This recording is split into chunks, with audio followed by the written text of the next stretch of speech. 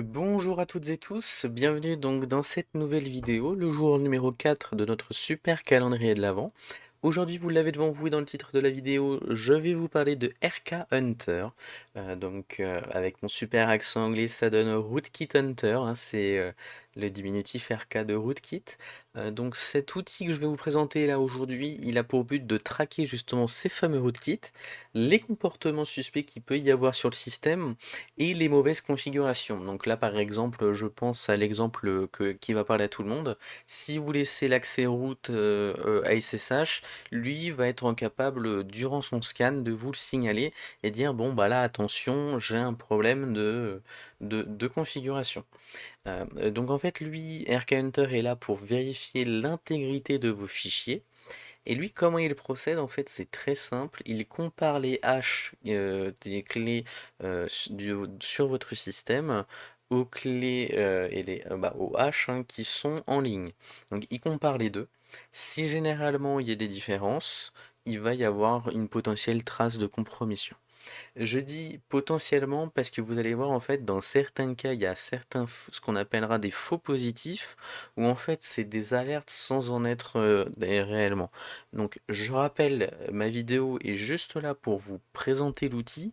Je ne vais pas rentrer dans des configurations techniques avancées, c'est juste une présentation globale de ce qui est possible et vous donner peut-être l'envie de l'utiliser. Vous allez voir, c'est très simple en plus cet outil. Donc, juste, on va redéfinir les bases. C'est quoi un rootkit? C'est important, hein, de définir ça. Donc, en fait, vous allez savoir que ça, c'est un logiciel ou un code qui est donc malveillant, qui en fait est inséré, donc par exemple dans un paquet ou dans un code, mais en fait, il est fait de façon, on va dire, plutôt discrète, où en fait, il va se mélanger au code et on comprend pas réellement que c'est un code malveillant. Donc, il va permettre peut-être par exemple de prendre le contrôle sur votre système, etc., sans que vous le sachiez, ce qui est clairement embêtant.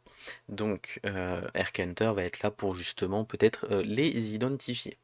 Donc, on fait le petit classique, le sudo apt update. Je pense, parce que vu que tous les jours je le fais, à un moment donné, je risque d'avoir des mises à jour. Tous les paquets sont à jour, bon bah très bien, ce qui est excellent. Ensuite, nous installons le paquet. Donc le paquet, c'est tout attaché RK Hunter. Voilà.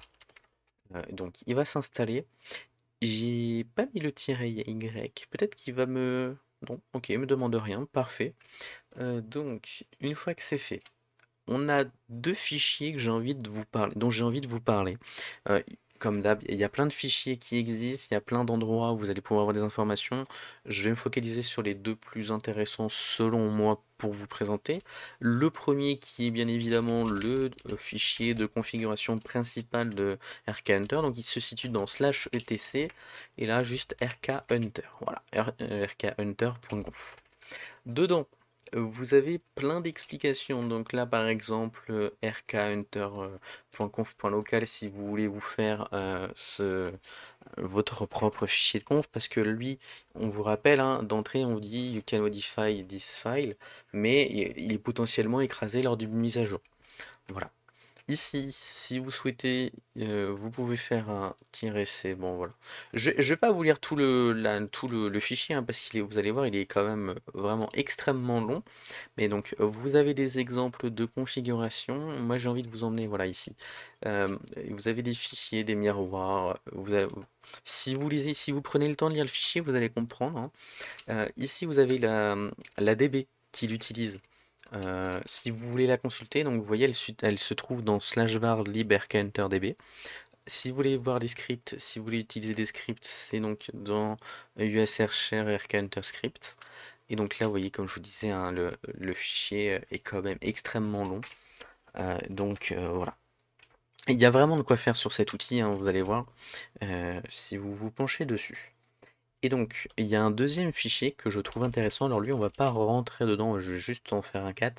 C'est dans var lib et donc rkHunter et ensuite db slash backdoorport. En fait, ce fichier contient les ports réseau, tout ici là, qui sont généralement les plus utilisés afin de procéder à des attaques rootkit. Voilà.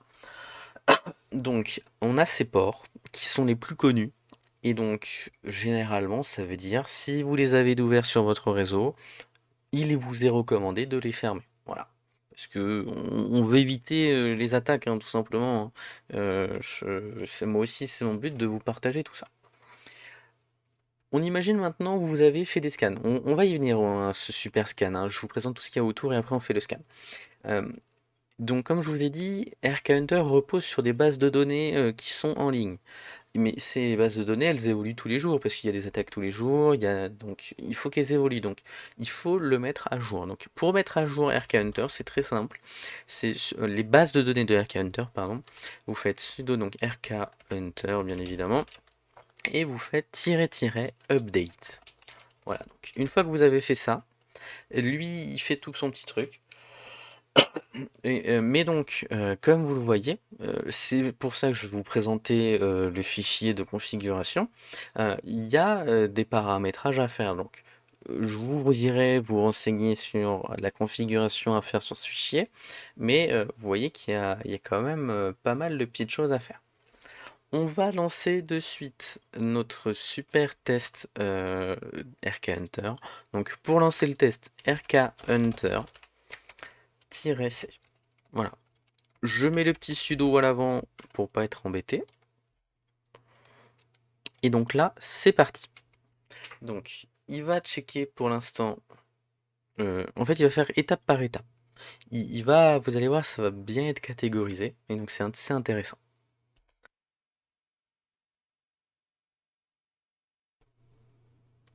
Donc, là, il regarde les librairies.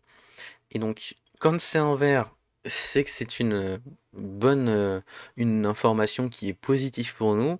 Si c'est dans une autre couleur, donc potentiellement le rouge, vous allez comprendre que on a potentiellement une petite faille ou un problème à corriger. Donc là, il est en train de vraiment vérifier toutes les propriétés de nos fichiers. Donc c'est pour ça en fait, hein, vu qu'il scanne réellement tout, donc là il scanne les binaires, donc bah, ça va être assez long. Donc je vais vous accélérer un petit peu tout ça si je trouve que c'est trop long à la vidéo.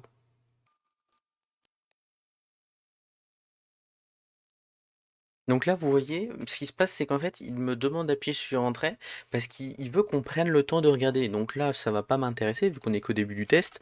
Donc j'appuie sur Entrée immédiatement et donc là, il va chercher maintenant s'il y a des traces de rootkit. Bien, notre analyse c'est enfin terminée.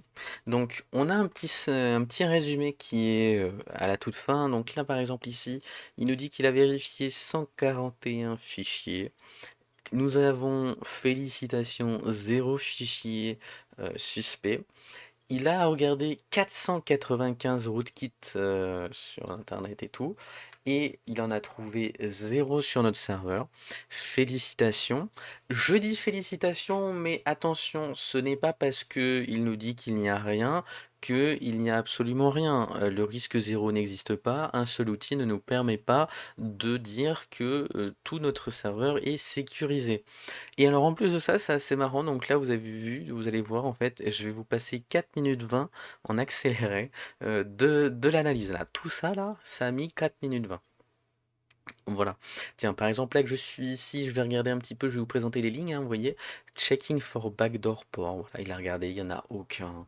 Là, en rouge, comme je vous disais, checking if SSH root access is allowed. Bon, bah là, il y a problème, il y a une petite attention. On peut voir que si le checking slash dev for suspicious file, il n'y en a aucun de trouvé. Pass WD file, hein, voilà, il a été trouvé, mais donc il n'y a pas de problème. Donc vraiment, non, tout va bien. Et donc là, en fait, ici, il vous dit tous les résultats ont été écrits dans le fichier de log var log rkhunter. Voilà, donc imaginons, on veut faire un petit cat de ce fichier, ben on peut, hein. Donc avec le sudo c'est toujours mieux. Et donc là voilà, on a en fait, on retrouve et en plus on a l'horaire ici de l'heure à laquelle il a fait tout ça. Donc on a vraiment une superbe idée de tout ce qui s'y est passé. Voilà, donc je vais remonter un peu que vous voyez, hein, mais donc là en fait on a vraiment toute la liste de tout le scan qui a été fait. Bon, Maintenant, notre scan, il a été fait, donc c'est cool, tout est en vert, et cetera. Mais vous, vous êtes pressé, je sais, hein, je le sens, vous avez besoin de résultats rapidement, des alertes, des points d'alerte. Donc pour ce faire, vous allez faire le RK Hunter-C, comme on a fait, mais vous allez faire RWO, pour en fait qu'il n'affiche que les défauts. Donc, je vais relancer. Alors, par contre, là, vous allez voir, s'il refait tout le scan, pareil, je vous accélère tout l'ensemble. On va attendre bien sagement, mais c'est bien parti pour.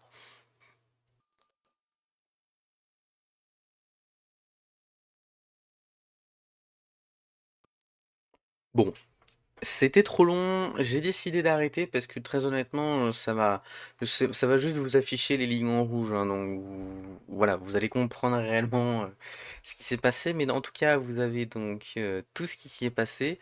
Je rappelle, les commandes qui sont présentées, les éditions de fichiers de toutes mes vidéos sont à retrouver en description de de la chaîne, à chaque fois je vais dire la chaîne, non, de la vidéo, voilà, c'est juste en dessous, n'hésitez pas. Si vous avez des questions, vous pouvez les écrire en commentaire. Si vous avez des recommandations, des retours à me faire, pareil, n'hésitez pas. Et en tout cas, je vous retrouve demain pour une nouvelle vidéo, ou très bientôt si la vidéo de demain ne vous intéresse pas, mais une autre vidéo va vous plaire. Je vous souhaite une excellente journée et je vous dis à très bientôt.